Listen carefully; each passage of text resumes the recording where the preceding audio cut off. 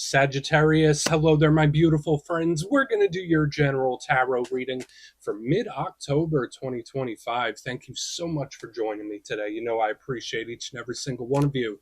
So let's get right down to business as always and start you off with an oracle card here, just so we could dip our toes in the energy and see what's happening for the lovely Sagittarius collective. I hope you're all doing fabulous and fantastic, my friends. Let's get it going.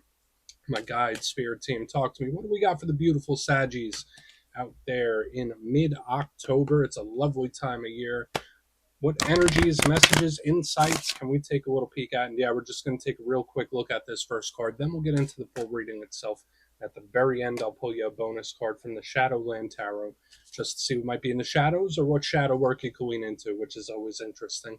But let's get it going here. Let's rock and see what we got for Saggy in mid-October. What's the vibe? What's the energy? Let's get this card out nice and quick, hopefully. Sometimes the deck is very particular. It makes us work for it, right? But what do we got for our good friends? There we go. I'll take it. So very, I don't want to say it's like burdened. Now, for a lot of you, this could be a focus on the physical vessel too. But I haven't seen this guy in quite a while, right? And if you look at the image there, this person literally is carrying someone or something on their back. So to me, it's like responsibility, the weight of something. It can be really good with the determination. That's one thing I really like about this card, but at the same time, it's just kind of heavy. Before we fully dive into it, though, if you're new here, I'll be speaking about the October subscriber surprise towards the end, so you might want to check that out. And also, if you could kindly illuminate that like button by tapping it right on its third eye, I'd greatly appreciate it. But enough of the promo, back into the reading. Let's talk more in depth about it. So again, as you can see with the image, we have this individual. They literally have a person on their back. So it's reminiscent to me of the Ten of Wands. Now, again, the good thing about this type of energy, it's determined. There is no quit, where it's like, if I want something, I will attain it. Something might not be easy to do. Something might not be easy to deal with, but we keep moving anyway. That's the good thing about this card.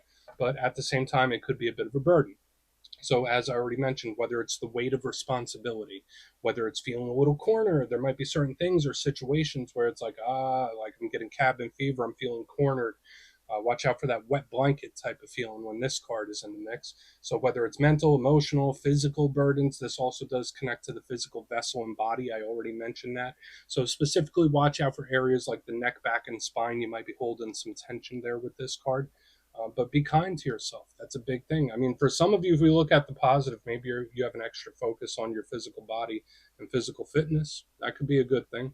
But there's just a lot there. So we're going to let them chill. We won't disturb. Let's get into tarot. And yeah, I always say that first card, it doesn't make or break the reading. It's just a little footnote. So let's get you 3 tarot cards in the upright. Then we'll get into that intuitive juiciness. Shuffle it up one time here for my Saggies. What do we got in mid-October? And while we get this deck shuffled up and ready to go, let's talk about last week's reading. And I'd say it was a little heavy too. The reading was titled An Emotional Explosion. And the big theme I was seeing was potential emotional suppression to the point where it just comes spilling out. Okay, so again, I'm not sure what every Saggie's going through, the situations you're dealing with, work, career, personal life. To me, it just felt like a lot, and it felt like there was no place for the energy to go. So we'll see if that theme shows up again this week, where it's like, all right, well, you need some sort of release for this energy.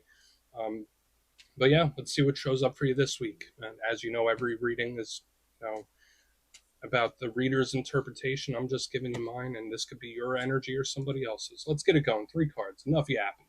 Let's see what we got for the Saggies. There we go. Thank you. Okay. Death card. Don't get nervous about it. Don't get nervous about it, my good friends, especially those of you that are new to tarot. The Death card isn't inherently bad. It's just a card of change, right? Transformation. And we'll dig into that much deeper. We'll demystify it. Okay, 4 Pentacles, energy that's trying to not. Okay, there's resistance. Let's get one more. That energy seems to be hanging on. Okay. Ace of Swords. This card is showing up quite a bit this week. This might be like the card of the week because everyone is getting the sword of truth in their readings this week, it seems. But let's go through. I'll give you some of the classical meanings and archetypes, and we'll get into that juicy, intuitive stuff. But at first glance, yeah, nice mixture of elements. I always like to look at the elements first. We start here with water. That's the realm of feelings and emotion and creativity. So the Death card might look all scary, but it's really scorpionic energy. It's water sign energy. It's internal energy. So we'll have to see what's up with that. Like, could deal with romantic things or personal relationships. In the middle, we have Earth. Nice, the world we live in. So think of work, career, business, living situation, the world we exist in.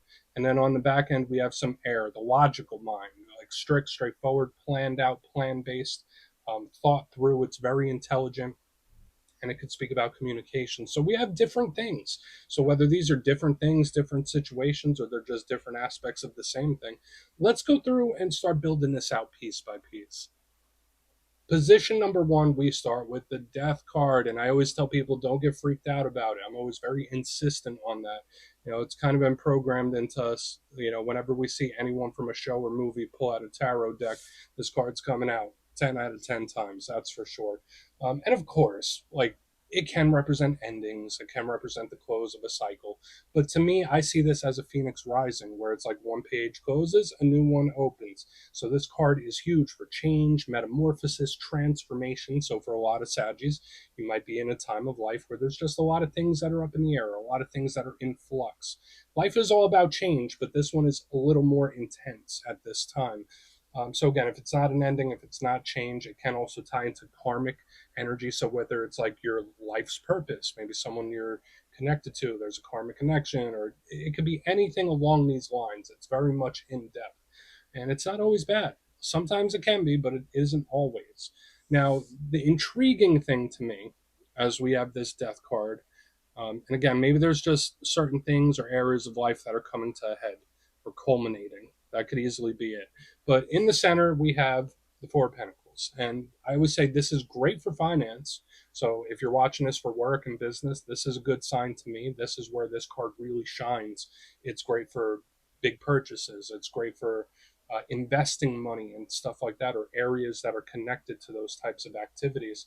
But when we get to personal relationships or the general energy, it's a card that's holding on. It's a card that is being, I don't want to say it's being a problem, but it's like we have this energy that's wanting to shift. We have this energy that's wanting to transform, but this one's like, no, I won't let it.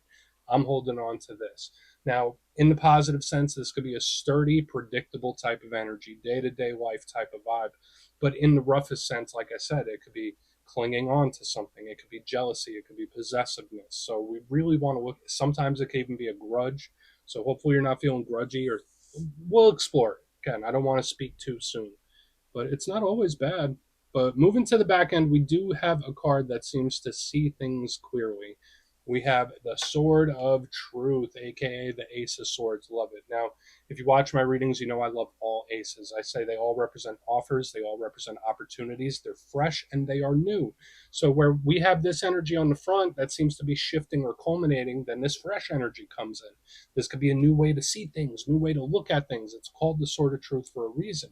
Now, again, if this isn't an offer or an opportunity, it could be a conversation of some sort.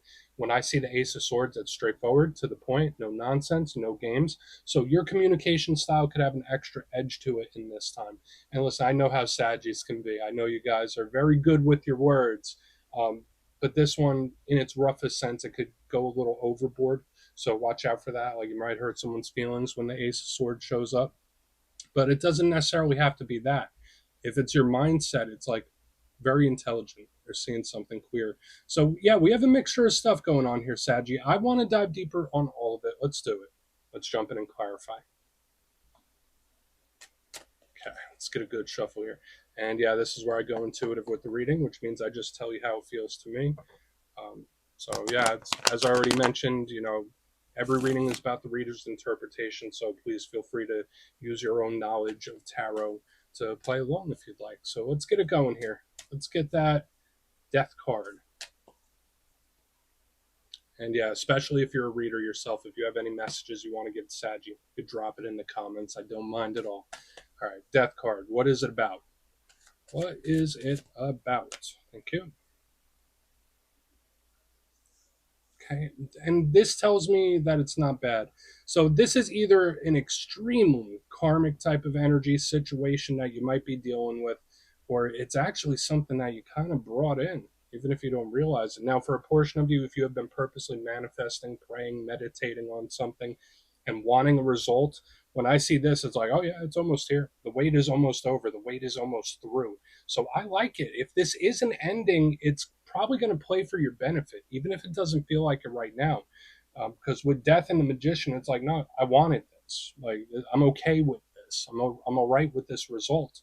But another thing I need to mention, aside from what we spoke about, like an ending or a manifestation coming in, the wait almost being over, this is a highly spiritual karmic card. So if there is something that you didn't bring in, or a situation you're dealing with where you're like, I didn't ask for this, when I see it, either it fits your life's journey, you are going through something that you are meant to go through to spur you forward and help you transform, which is great. So we do have that karmic change, that karmic shift. Or again, I'm not saying you're paying a karmic debt or anything like that. To me, it's more so to transform you. So yeah, there's a lot of shifting energy here. I like the Magician. It could represent, again, ritual. It could represent spirituality. It's a huge card of manifesting. So the karmic energy's in the mix. Sometimes it could be reaping what you sow, or trying to find the lesson in something. So maybe there's something you've recently gone through where Spirit's like, no, just see the bigger lesson, see the bigger picture at play. Let's keep moving, because it doesn't end there. It's just showing us there's powerful energy around you, that's for sure. But let's go in on the Four of Pentacles. Let's see what that has for my Saggy friends. Why is the Four of Pentacles in the mix? Okay. Okay, so just because you might be approaching a new chapter of life doesn't mean you have to let go of everything. I feel like for some of you, that's an advice. Like, you can change. You could become a different person. You could become a new version of yourself. And it doesn't mean you have to throw everything else in the garbage can. Okay. That's just, I don't know why I'm telling that to some of you. Maybe some of you need to hear it. Where it's like, you could change, but still keep things, or still remain the same, still treasure things. When I see the Six of Cups in reverse under the Four of Pentacles, if it's not that, what I already said, like, don't throw it away. Don't throw it away, Saggy. I'm not sure what it is, but it's like, you could keep it. There's something you could keep here. This is an energy that's either one, holding out hope for something, where it's like, can't you just come in? Can't this just happen? But for another portion of you, there is an energy of things returning.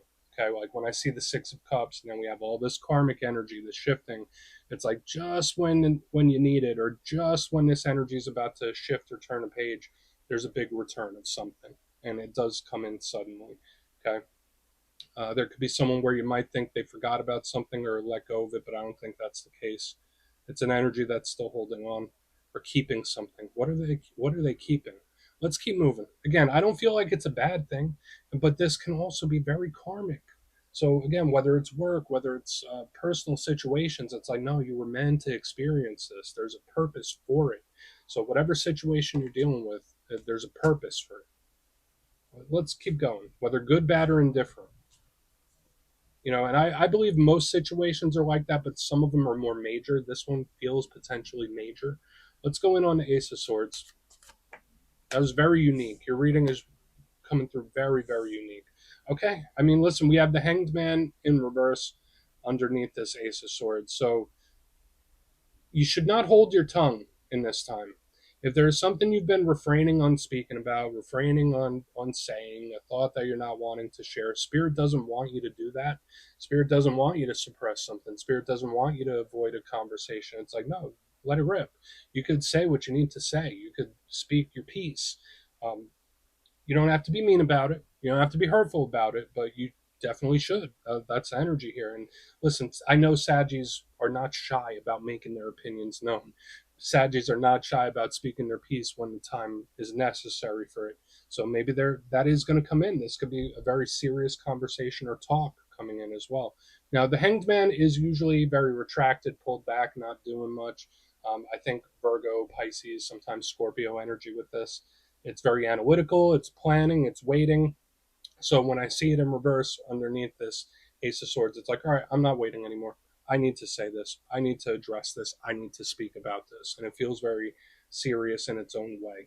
So if there's a conversation or something you've been wanting or putting off, you might get the opportunity to have it. That's just how it feels here. So a lot of interesting stuff here this week for you, Saggy. Let's go through and do a quick recap. Then we'll get into the shadow card. I feel neutral about it. I guess it depends on what you're going through. But if you kindly look in the box, we start off with a very, very powerful energy. We start with the Death card and the Magician. Now, for some of you, there could be something you've been wanting, a goal you're aiming for, just something where it's like you brought it in and it's almost here. The wait is almost over for something, which is really nice. Obviously, there's this shifting karmic energy at play, so there could be a lot of areas of life that are transforming. But to me, this is like, all right, whatever situations pop up or things you're going through, like you're meant to go through them. And that doesn't always have to be mayhem. Sometimes things are very quiet or boring or dry or dull, but that serves a purpose. So there could be a karmic situation at play that's really going to help you moving forward. Now, moving to the middle, we have the Four of Pentacles with the Six of Cups in reverse underneath it. Few things came through here. Like, you can change as a person, you can change opinions, or just proceed in life without having to throw everything else away. There is something where Spirit's like, you can hold on to this, or you could still keep this if you want. I'm not sure what it might be. There's also this energy of a big return or a sudden return here, where it's like, oh, energy pops back in. And that might be part of the whole big plan, whatever it might be, the universal plan.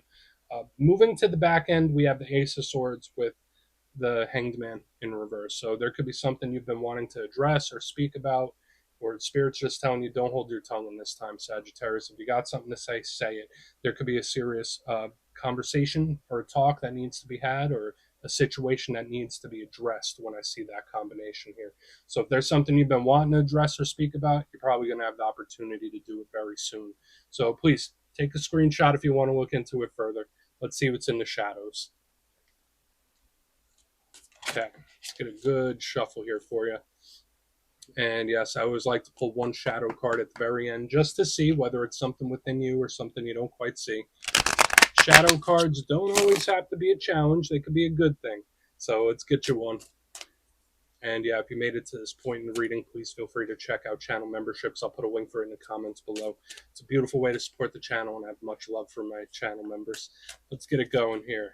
What do we got for Saggy? Thank you. Oh yeah, your power card. Nice.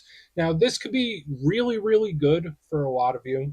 Maybe a little, I don't want to say depressing for some, but let's talk about it. The good aspect of Temperance, Archangel Michael, spiritual protection. He's always depicted on this, and it is the Sagittarius power card, so it could deal with situations focusing on the self. So in the positive sense, this could be Spirit saying like, all right, Saggy, I mean, you could be really focusing the energy inwards, and maybe you're about to level up in some sort of way. If you've been feeling down, this energy's starting to feel up, which is good.